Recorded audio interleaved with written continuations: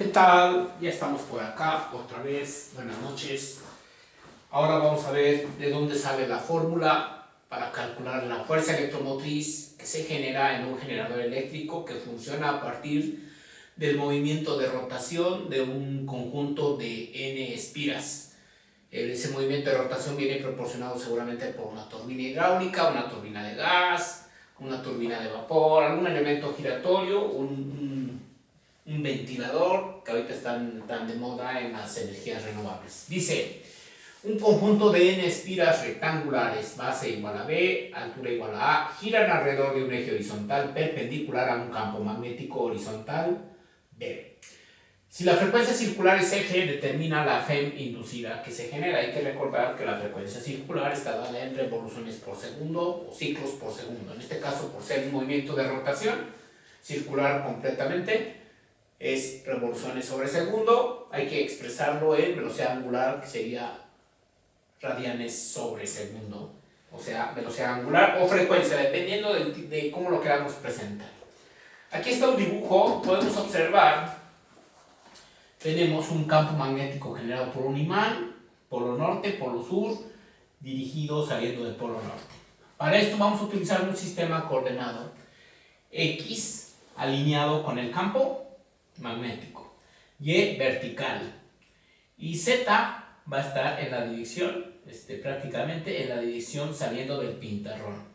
Esta dirección Z está alineada o está colineal con el eje de rotación precisamente de la espira. La espira está en negro, está formada por 4 alambres prácticamente. Aquí estos prácticamente van unidos a sus alambres de salida, a estos anillos colectores. Entonces un alambre está conectado a un anillo, el otro a otro anillo, y van a ir a entregar la energía eléctrica. Entonces hay que ver por dónde sale la corriente. Como es una espira rectangular, vamos a ver que su altura es A y su longitud o base va a ser B. Entonces, cuando esté girando con una velocidad angular, vamos a tomar de referencia un ángulo teta, respecto a la vertical. Gira en este sentido, sería sentido horario, si lo vemos desde frente, alrededor del eje O'.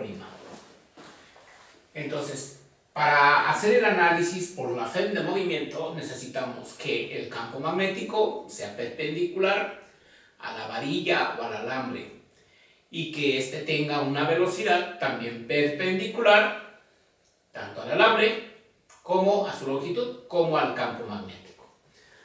Y entonces, ¿qué va a ocurrir? Si analizamos las varillas o los alambres P, S y QR, esos se mantienen siempre girando haciendo esto, pero sobre el plano del pintarrón.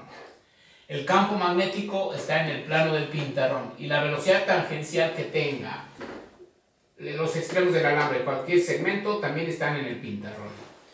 Los tres están en el mismo plano, entonces por estar en el mismo plano no se puede generar FEM de movimiento en el alambre PS y en el alambre QR.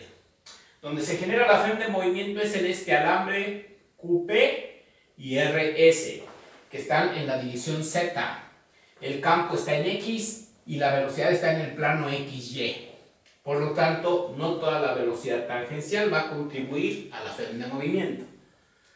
¿Por qué la velocidad tangencial? Porque va a ser la velocidad de esta espira o de este alambre de la espira, el PQ, que va a estar moviéndose alrededor de su eje de rotación.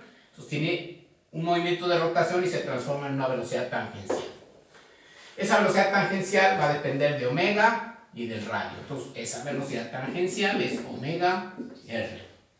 En este caso, si estamos tomando O' como el eje de rotación y la longitud RQ o QR es A, al eje de rotación es la mitad de A. Entonces R es A sobre 2.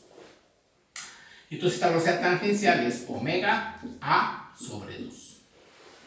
Ahora, si analizamos esa velocidad tangencial, aquí está en azul, es perpendicular al alambre SP.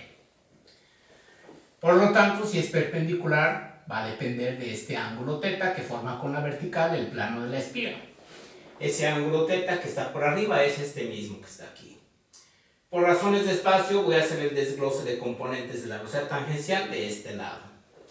Esta velocidad tangencial combinada con el campo magnético que es horizontal, que no cambia, siempre es horizontal, y la longitud que es perpendicular al pintarrón, va a generar una FEM de movimiento. Entonces tenemos que encontrar la componente de la velocidad tangencial que sea perpendicular. Es decir, que vaya en la dirección Y, porque la componente o el campo magnético va totalmente en X. Y entonces, si hago el desglose de la velocidad tangencial de esta sección, la velocidad tangencial va hacia arriba y a la izquierda, perpendicular al radio, en este caso a la varilla SP. Tiene que haber una componente vertical, que es la componente en Y, y una componente horizontal, que es la componente en X. Entonces esta componente en Y va a depender de la velocidad tangencial multiplicada por el seno de teta. ¿De dónde sale ese ángulo teta? Si les queda duda. Bueno, sabemos que este es el ángulo teta respecto a la vertical y es este mismo. ¿De acuerdo? Esta componente en Y es paralela al eje Y. Y si este es el ángulo teta, este es el ángulo teta también. Alternos internos. Como aquí hay un ángulo recto, este va a ser el complemento de teta, 90 menos teta, y por ser un triángulo rectángulo, entonces este es el ángulo teta. Por eso utilizamos el ángulo teta y el seno de teta. Ahora, ¿cómo se calcula la FEM de movimiento? La FEM de movimiento está dada por la velocidad que sea perpendicular al campo y por la longitud. Ya dijimos que no hay FEM de movimiento en PS, pero sí en QP y en RS. Entonces la longitud es la longitud de P a Q y es B, la base de la espira. El campo magnético es constante y la velocidad tangencial es la velocidad perpendicular es la tangencial por el seno de teta. Y esa velocidad tangencial la tenemos aquí. Entonces la FEM de movimiento va a estar dada por velocidad perpendicular, es la velocidad en Y, velocidad tangencial por el seno de teta, por el campo magnético B, por la longitud que es B minúscula. Pero la velocidad tangencial es omega A sobre 2, entonces esto se convierte omega A sobre 2 por B minúscula, por el seno de teta. Pero esto es para un solo alambre, para QP, ¿de acuerdo? Y entonces cuando está girando, o es para QP o es para RS. Esto hay que multiplicarlo por 2 porque son dos alambres. ¿Y por qué los vamos a sumar? Vamos a ver. Esta velocidad tangencial va hacia abajo, la componente vertical va hacia abajo, el campo va hacia la izquierda, y entonces el pulgar indica hacia dónde iría la corriente en el alambre de arriba. Entonces aquí la corriente va en este sentido.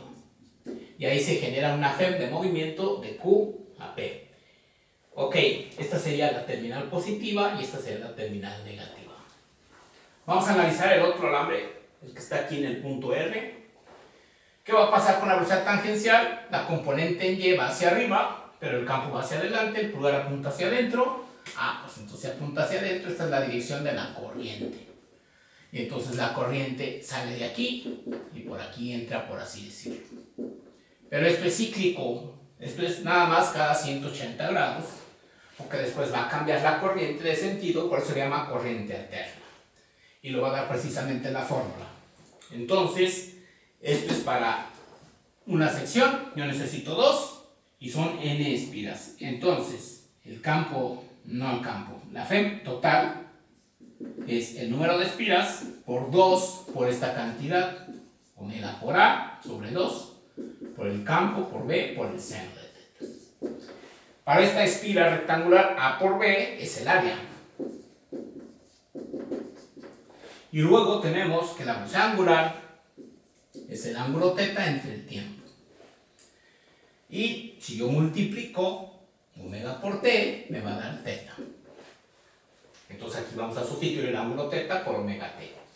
Pero tenemos una frecuencia circular y la frecuencia está dada en revoluciones por segundo. Cuando yo multiplico por 2 pi radianes por revolución, desaparecen revoluciones y tengo la velocidad angular omega. Entonces, la FEM generada en este generador, propiamente dicho, el 2 con el 2 se va a ir y va a quedar n, omega es 2pi por f, A por B es el área, por el campo, por el seno de θ. Ya está. ¿De acuerdo? Ya está el sentido de la corriente. Esto fue por FEM de movimiento, para una cantidad n de espiras.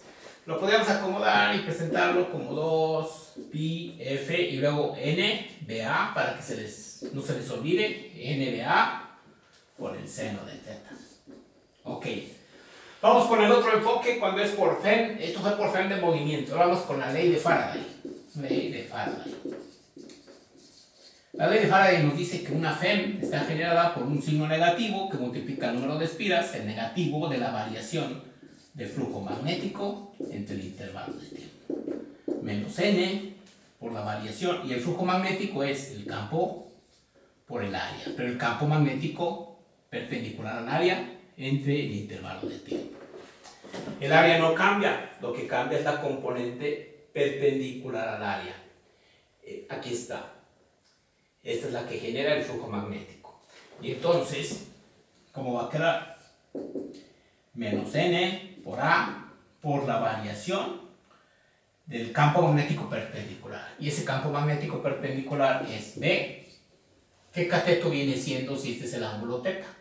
Recuerden que si este es el ángulo θ, esta es la horizontal, hay 90 grados aquí, pues este también va a ser el ángulo θ que tiene con la vertical. Entonces va a ser B, esta es la hipotenusa, B por el coseno de θ. Pero B es constante. Por lo tanto, la FEM es menos n por B por A, por la variación del coseno de θ respecto al tiempo. Y aquí viene una aplicación de cálculo diferencial. Cuando el intervalo de tiempo es muy pequeño, yo voy a calcular la FEM instantánea en cualquier instante. Y esta variación para un intervalo de tiempo muy pequeño se convierte en la derivada. Y entonces esto viene siendo menos n de A, la derivada respecto al tiempo del coseno de θ. Y la derivada del coseno es menos seno de θ. Entonces aquí va a ser menos n de A por la derivada del coseno menos seno de θ. Pero es derivada implícita porque ahora tengo que derivar la derivada de θ respecto al tiempo. ¿Y esta derivada de θ respecto al tiempo qué es? Pues la derivada de θ respecto al tiempo es la velocidad angular. Y entonces, ¿cómo va a quedar? Esto es omega, menos por menos va a dar más, menos omega por n por b por a por el seno de θ. Y es la misma fórmula que teníamos acá, nada más que aquí ya lo transformé a frecuencia circular. Este 2 se fue, ¿de acuerdo? El signo menos por menos hace más. ¿Ok? Y esto significa que por la variación del flujo magnético, el menos por menos me da más, entonces respecto del signo de la regla de la mano derecha. Por lo tanto, si el campo magnético va en este sentido, los dedos de la mano me dan el giro de la corriente. Pues ese giro corresponde al giro que estamos poniendo aquí, entonces el sentido es correcto de las dos maneras. Espero que hayan entendido, lo estamos viendo. ¡Suerte!